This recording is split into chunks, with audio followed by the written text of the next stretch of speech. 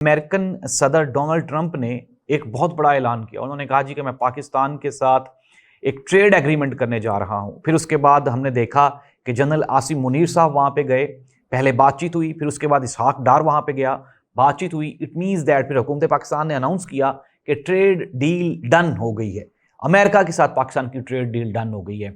नाज़रीन, अमेरिकन सदर ये कह रहे हैं कि पाकिस्तान में से तेल निकलेगा और भारत के साथ साथ पूरी दुनिया तेल खरीदेगी। पाकिस्तानी इसके ऊपर ये रिस्पॉन्ड कर रहे हैं कि पाकिस्तान में तेल कहाँ आया। सबसे पहली बात तो ये है कि अमेरिकन कानून में ये चीज़ लिखी हुई है कि कोई भी सदर अपनी आवाम से झूठ नहीं बोल सकता। अगर डोनाल्ड ट्रंप अपनी आवाम से झूठ बोलकर आवाम को बेवकूफ़ बना रहा है तो उसकी कुर्सी भी जाएगी और उसको अदालत का सामना भी करना पड़ेगा। और अदालतें वहाँ पे पाकिस्तान जैसी नहीं हैं।